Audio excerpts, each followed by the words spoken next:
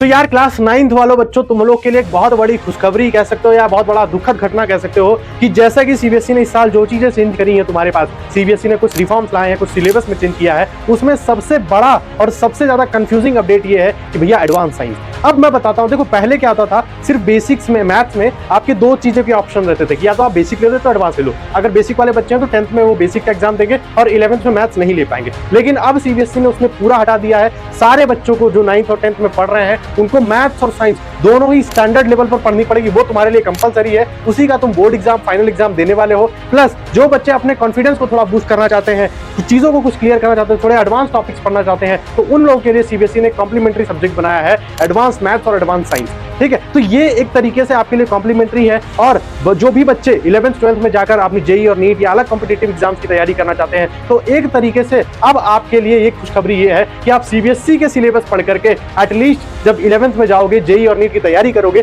तो तुम अपना फाउंडेशन लेवल वहां पर क्लियर करके जाने वाले हो। तो ये बहुत बड़ी अच्छी खबर है सीबीएसई के थ्रू। सीबीएसई ने जो एडवांस साइंस वाला जो कंसेप्ट है, एडवांस मैथ वाला कंसेप्ट है, जो इंट्रोड्यूस किया है, उससे बहुत सारे बच्चों को बेनिफिट मिलने वाला है। तो आज उसी के क्रियाक्रम में हम लोग स्टार्ट करने वाले हैं अपने संकल्प बैच वाले बच्चों के लिए, या जो भी बच्चे क्लास 9th में आए हैं, इस साल उन्होंने एडवांस साइंस ऑप्ट की है। तो मैं इस चैनल पर आपको पूरी एडवांस साइंस शुरुआत से लेकर अंत तक फ्री में पढ़ाने वाला हूं, पहली चीज तो। और दूसरी बात ये कि अगर आप एडवांस साइंस का सिलेबस देखते हो तो इसमें लगभग 8 से 9 चैप्टर्स हैं और इसी को आपको पढ़ना है। इसी का लास्ट में जब आप फाइनल एग्जाम देते हो या बोर्ड एग्जाम देते हो तो एक 100 मार्क्स का पेपर होगा 1 घंटे का, उसमें आपको लगभग 50% से ज्यादा स्कोर करना होगा। तो शुरू करते हैं। सबसे पहले आज हम एक चैप्टर को खत्म करेंगे, जो फाउंडेशन चैप्टर, जो स्टार्टिंग चैप्टर है, वो है मेजरमेंट। तो मेजरमेंट चैप्टर जो चैप्टर 1 है तुम्हारा, अगर तुम एडवांस साइंस वाली पीडीएफ देखोगे तो उसका एक तरीके से आपका फाउंडेशन है। तो ये चैप्टर का नाम ही है मेजरमेंट फाउंडेशन ऑफ साइंस। तो फाउंडेशन ऑफ साइंस में मेजरमेंट में हम लोग बहुत सारी चीजों को पढ़ेंगे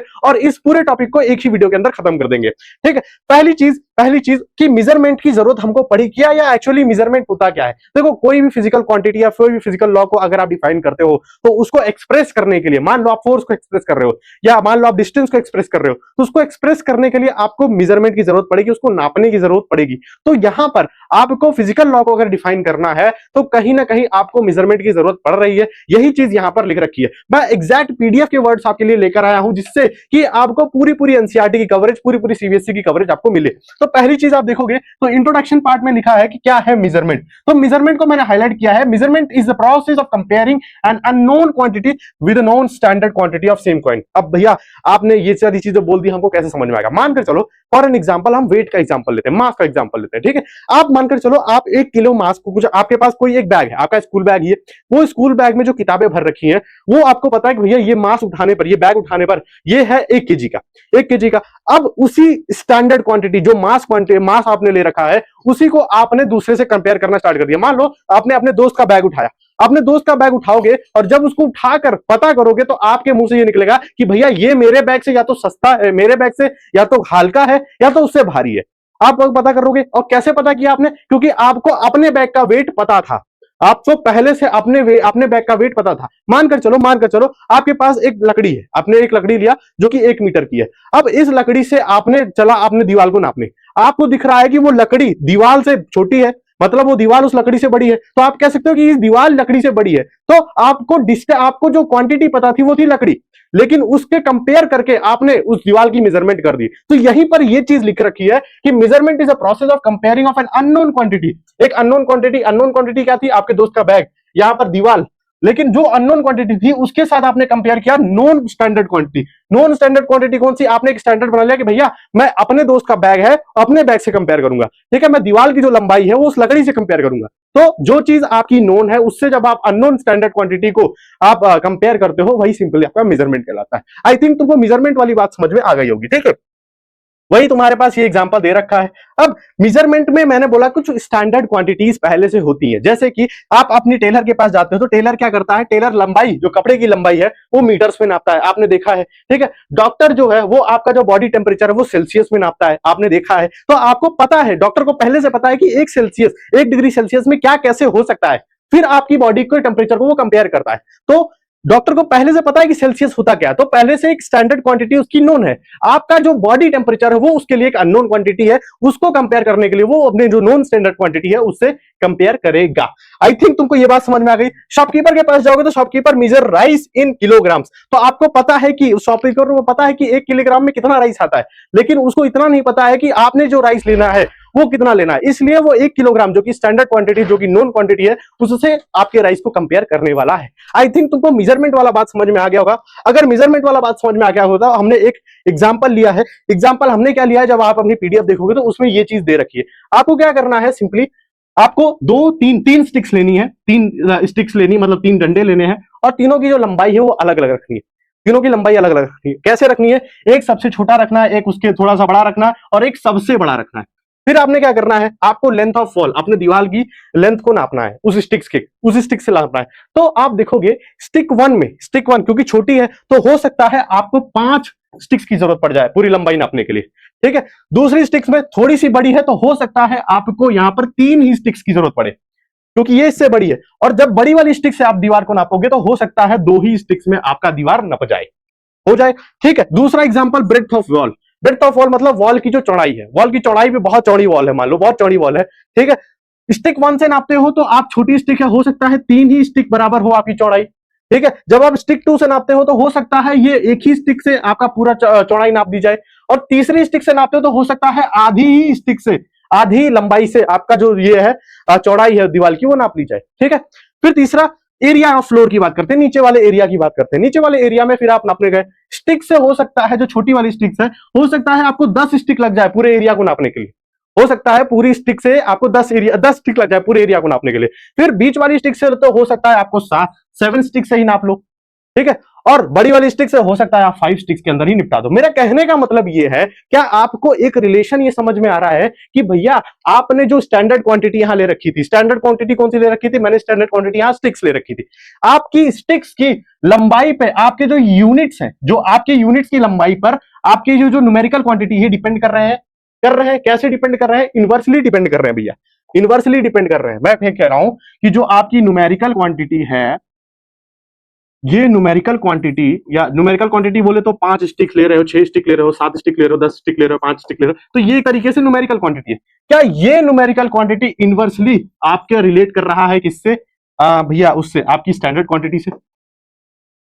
अब भैया मेरा आपको बात समझ में नहीं है। स्टैंडर्ड क्वांटिटी मानकर चलो, आपने स्टैंडर्ड क्वांटिटी जितनी बड़ी ली, इनवर्सली प्रोपोर्शनल का मतलब क्या होता है कि आपने स्टैंडर्ड क्वांटिटी को जितना बड़ा लिया उतनी कम आपकी न्यूमेरिकल क्वांटिटी आएगी। और ये चीज आप यहां देख पा रहे हो कि आपने जितनी बड़ी स्टैंडर्ड क्वांटिटी ली उतना आपका जो न्यूमेरिकल यूनिट है कम है, जितनी छोटी आपने स्टैंडर्ड क्वांटिटी ली उतना ज्यादा न्यूमेरिकल क्वांटिटी है। एक ही लेंथ को, एक ही लेंथ को नापने के लिए अगर आप छोटी स्टैंडर्ड क्वांटिटी लेते हो तो आपको न्यूमेरिकल क्वांटिटी ज्यादा यूज करनी पड़ेगी, बड़ी स्टैंडर्ड क्वांटिटी लेते हो तो आपको न्यूमेरिकल क्वांटिटी बड़ी रखनी पड़ेगी और छोटी रखनी पड़ेगी। क्या आपको इनवर्स रिलेशन वाला प्रॉब्लम समझ में आया कि भैया जो ये इनवर्स रिलेशन है वो कैसे रिलेशन है। अब मैंने आपको एक बहुत लंबा चौड़ा एग्जांपल दे दिया। आई थिंक तुमको जो ये वाला रिलेशन है, तो ये रिलेशन है कि इनवर्स क्वांटिटी जो होती है, जो न्यूमेरिकल क्वांटिटी होती है, वो इनवर्सली प्रोपोर्शनल होती है अपॉन स्टैंडर्ड क्वांटिटी के।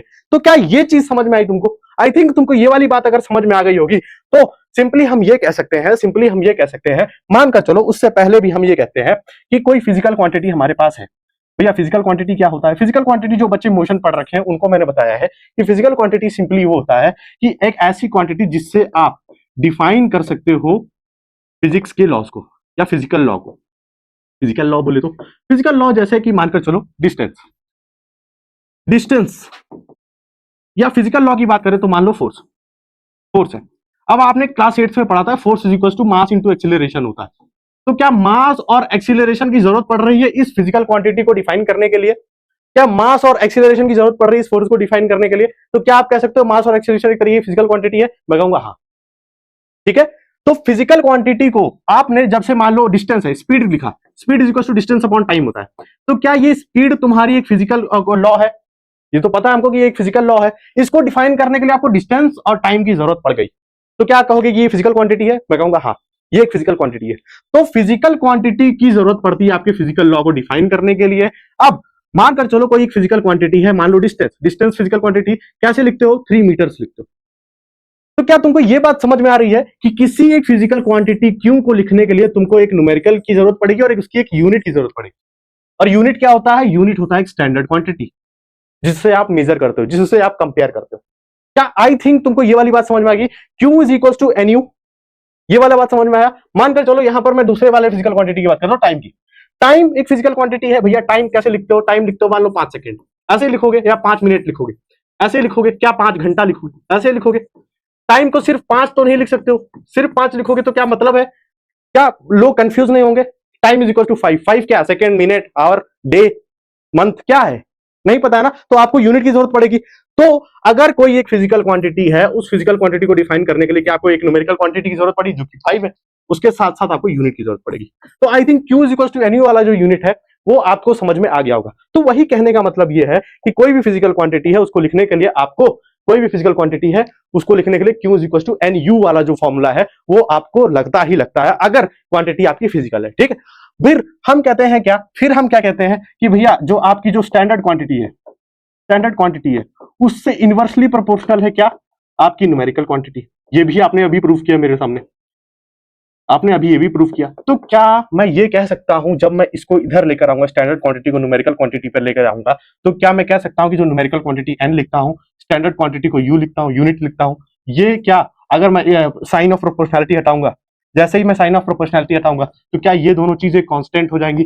तो मेरे कहने का मतलब क्या है भैया जी, N U is equal to N U का मल्टीप्लीकेशन कांस्टेंट हो गया, और इसी एन यू को तो आप भैया क्यों बोल रहे थे, इसी एनयू को तो आप क्यों बोल रहे थे? तो मतलब जो भी फिजिकल क्वांटिटी आप लिखोगे, Q is equal to N1 U1 is equal to N2 U2, मतलब कोई भी फिजिकल क्वांटिटी है, आपने कोई एक फिजिकल क्वांटिटी लिखी, मतलब मान लो डिस्टेंस लिखा, डिस्टेंस आपने लिखा 5 मीटर, तो ये हमेशा कांस्टेंट रहेगा। अगर आपने यूनिट, हो सकता है आप यूनिट चेंज कर दो, यूनिट कैसे चेंज करोगे? तो यूनिट चेंज करोगे, अगर मीटर है आप इसको सेंटीमीटर में कर दो, क्या हो जाएगा? 500 सेंटीमीटर, 500 सेंटीमीटर। लेकिन क्या कहने की बात अलग है कि भैया ये दोनों चीज अलग है?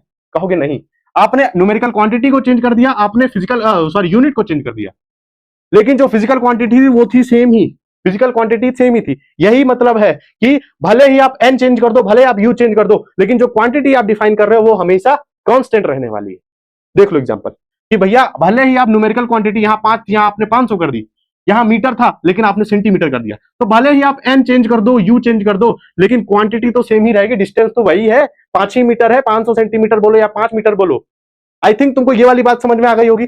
ये बात समझ में आ गई तो ये रिलेशन तुमको आराम से देखने को मिल सकता है कि एक क्वांटिटी सेम होती है, भले ही आप उसकी n1 बदल दो, u1 बदल दो, या n2 बदल दो, या u2 बदल दो, सब क्वांटिटी सेम है। तो आई थिंक तुमको ये बात समझ में आ गई होगी।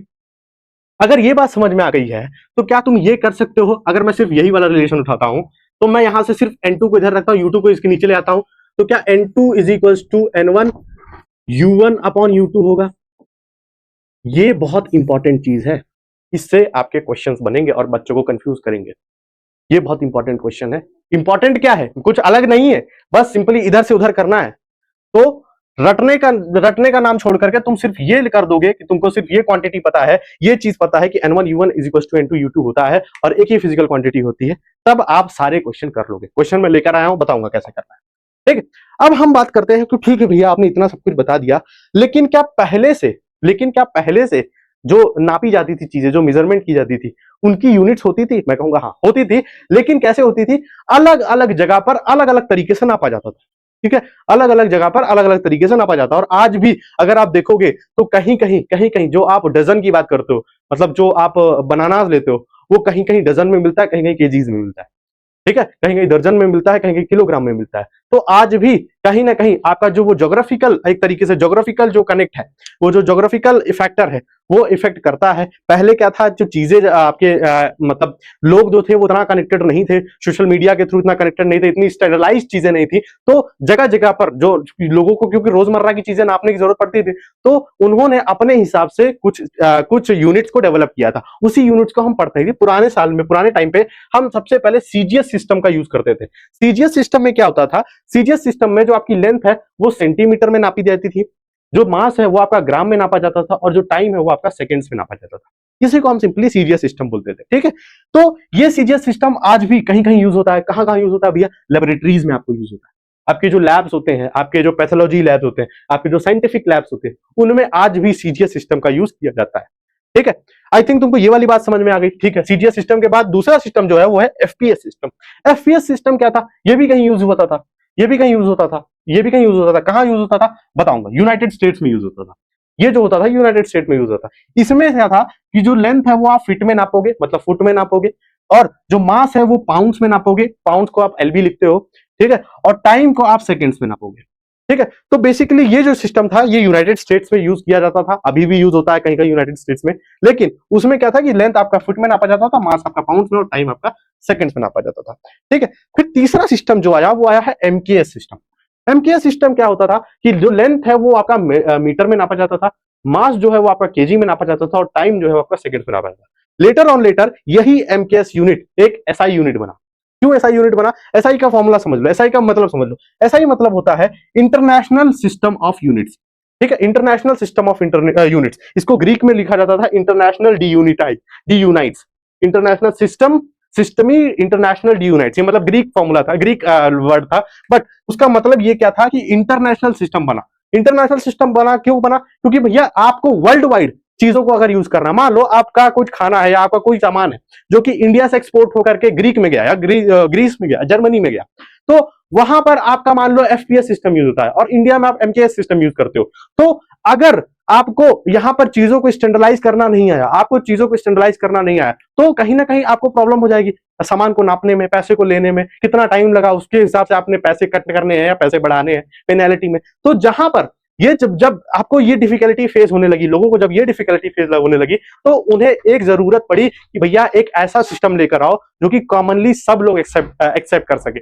उसलिए हमने एसआई यूनिट बनाया वहां पर, ठीक है। आई थिंक तुमको एसआई यूनिट वाला चीज समझ में आ गया होगा कि एसआई यूनिट की नीड क्यों पड़ी हमको।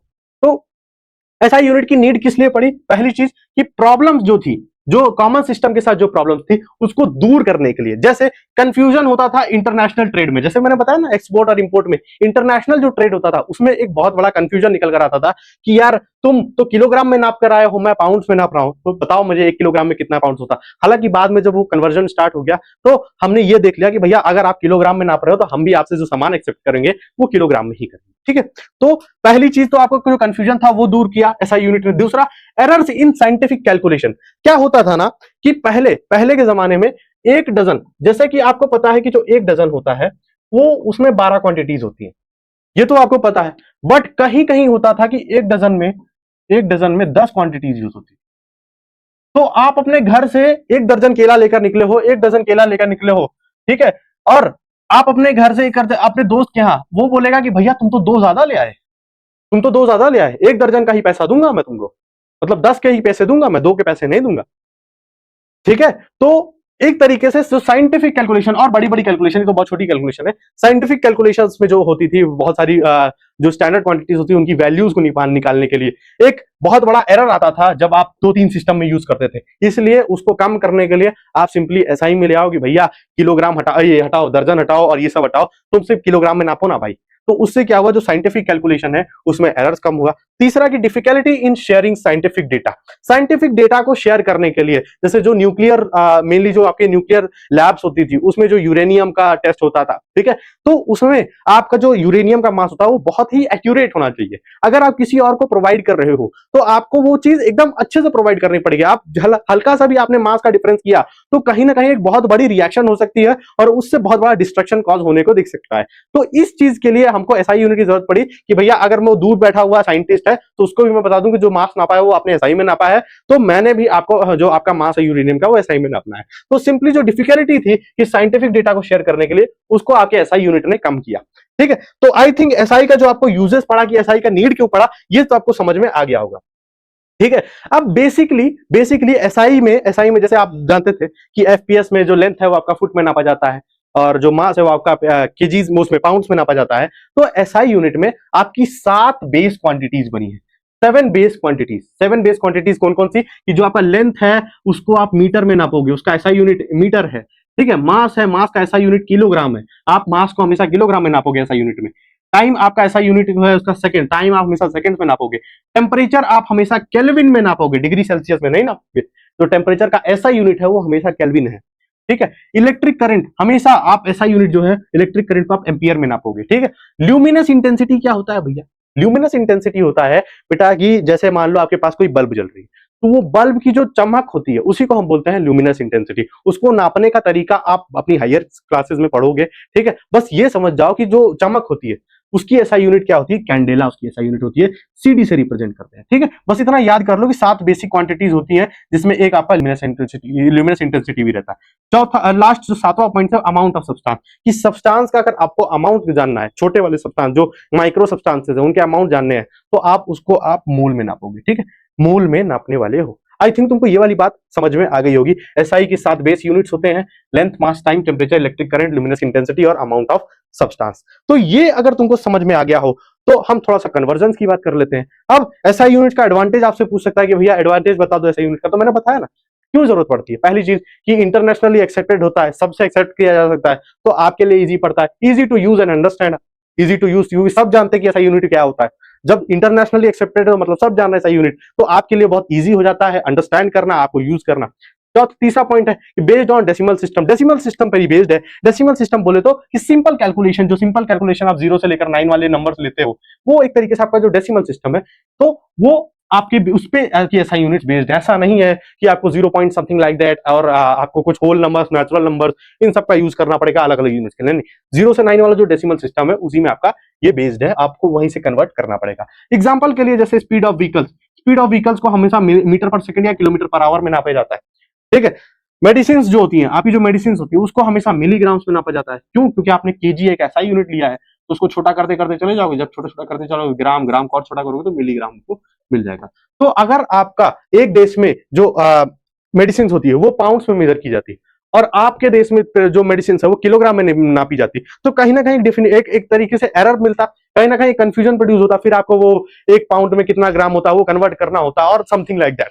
तो एक तरीके से आपके लिए इजी टू अंडरस्टैंड अगर बनाना था, तो इसलिए हमने एसआई यूनिट का एडॉप्शन किया, एसआई यूनिट्स आपको एक्सेप्ट करी गई। ठीक, फिर अब एसआई यूनिट्स में भी क्या होता है ना, बेसिक कन्वर्जन होते हैं। मतलब जैसे मानकर चलो अगर आप चल रहे हो, आप छोटी सी जगह पर चल रहे हो, आप अपने घर से बाहर निकले हो, बस अपने घर से बाहर वाले गेट पर आए, गेट से अंदर आए, तो आपको अगर आपकी मम्मी पूछती तुम कितना किलोमीटर चले, तो तुम ऐसा तो बोलोगे नहीं कि भैया मैं 5 किलोमीटर चला या 0.00 समथिंग किलोमीटर चला।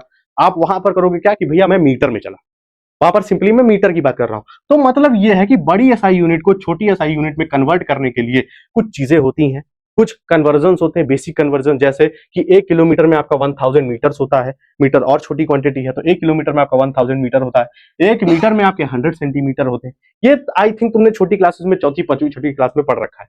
ठीक है, 1 केजी में तुम्हारे 1000 ग्राम होते हैं, 1 घंटे में तुम्हारे 3600 सेकेंड्स होते हैं, 3600 सेकेंड्स होते हैं, 1 आवर में तुम्हारे 60 मिनट्स होते हैं, ये भी तुमने लिख लो, 60 मिनट्स होते हैं, 1 मिनट में तुम्हारे 60 सेकेंड्स होते हैं। जब 1 मिनट में 60 सेकंड्स होते हैं तो 60 मिनट में क्या होंगे, 60 मिनट में आपको 60 × 60 करना पड़ेगा, मतलब 3600 सेकंड, और 60 मिनट बराबर कितना होता है, 1 आवर होता है। तो 1 आवर में 60 मिनट होता है, 60 मिनट में 3600 सेकंड्स होता है। तुमको ये बात समझ में आ गई क्या? ये बात समझ में आ गई क्या? तो बेसिक कन्वर्जन है, बेसिक कन्वर्जन पे आपके क्वेश्चन है, तो क्वेश्चन आई थिंक पहला वाला तुमको कर लेना चाहिए। ये क्वेश्चन तुम्हारी एनसीईआरटी का क्वेश्चन है, ये क्वेश्चन तुम्हारी एनसीईआरटी का क्वेश्चन है। सिंपली आपको कन्वर्ट करना 9 किलोमीटर पर आवर को मीटर पर सेकंड में।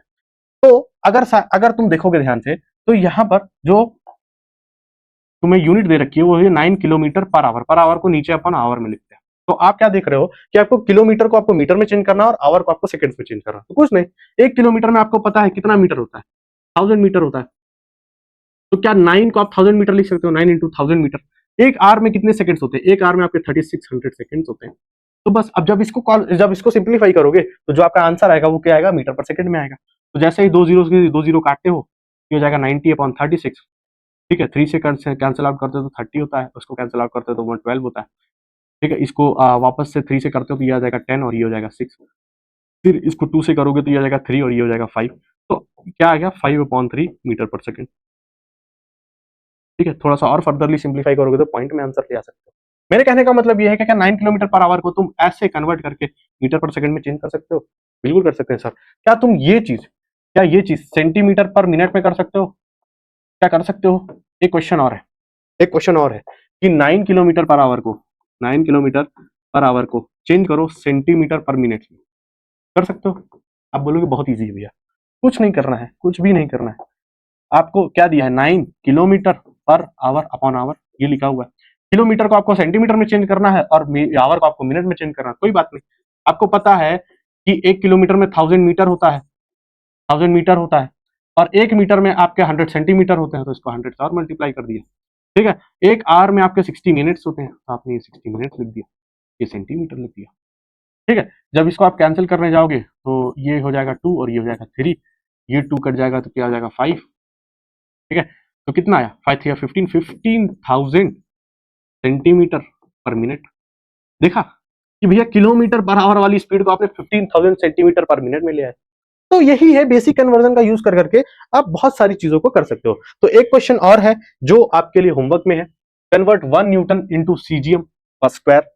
ये क्या होता है भैया सीजीएम पर स्क्वायर? इसके लिए तुमको थोड़ा सा रिसर्च करना पड़ेगा और ये तुम्हारे लिए होमवर्क है। मैं इसका आंसर कमेंट में डाल दूंगा, ठीक है, मैं इसका आंसर कमेंट में डाल दूंगा। नेक्स्ट क्वेश्चन की बात करते हैं कि इसमें से कौन सी एसआई यूनिट नहीं है, कौन सी एसआई यूनिट नहीं है। तो आपको पता है कि भैया जो मीटर है वो तो आपकी डिस्टेंस और वो तो आपकी क्या बोलते हैं एसआई यूनिट है। किलोग्राम आपकी मास की एसआई यूनिट है। सेकंड आपकी टाइम की एसआई यूनिट है। ये डिस्टेंस की एसआई यूनिट है, ये आपकी मास की एसआई यूनिट है और ये आपकी टाइम की एसआई यूनिट है। फुट क्या होता है? फुट तो आप फुट नापते हो किसमें हो, डिस्टेंस को आप फुट में नापते हो, लेकिन फुट क्या एसआई यूनिट है? तो 7 बेसिक एसआई यूनिट्स में फुट नहीं है। तो I think option number D is the correct answer. ठीक, नेक्स्ट क्वेश्चन करते हैं कि एसआई यूनिट ऑफ मास क्या होता है। SI unit of mass simply आपने पढ़ रखा है कि SI unit of mass KG होता है। ठीक है, इसको आप केजी लिखते हो या किलोग्राम। तो आई थिंक तुमको ये क्वेश्चंस जो थे ये तुम्हारी पीडीएफ में इंक्लूडेड थे। मैंने सारे क्वेश्चंस पूरे चैप्टर का पूरा एक तरीके जो मेजरमेंट वाला चैप्टर था वो तुम्हारे मैंने खत्म कर दिया है। ठीक है, वहां के क्वेश्चंस भी करवा दिए, क्वेश्चन तुमको एनसीईआरटी का मैंने होमवर्क में दे दिया है।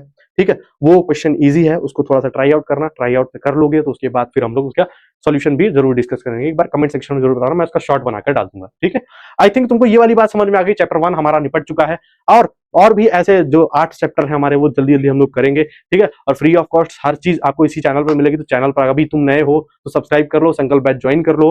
डिस्क्रिप्शन बॉक्स में टेलीग्राम का लिंक है, व्हाट्सएप चैनल का लिंक है, वहीं पर तुमको ये पीडीएफ मिल जाएगी। साथ ही साथ वो अगर तुमको और क्वेश्चन के प्रैक्टिस करने हैं तो एक बार वहां पर जाकर रिक्वेस्ट कर देना, वो डायरेक्ट तुमको वहां पर डीपीपी वगैरह भी मिल जाएगी। ठीक है, बाकी एक बार जो अपने तुम्हारे जो दोस्त हैं जिन्होंने एडवांस ले रखा है, एक बार उनको शेयर करना वीडियो को तुम भी लाइक करना और सब्सक्राइब करके रखना, क्योंकि जब हम लोग नेक्स्ट लेक्चर करेंगे तो उसका नोटिफिकेशन आपको मिलेगा। मिलते हैं नेक्स्ट वीडियो में नेक्स्ट लेक्चर के साथ बढ़िया और अच्छी तरीके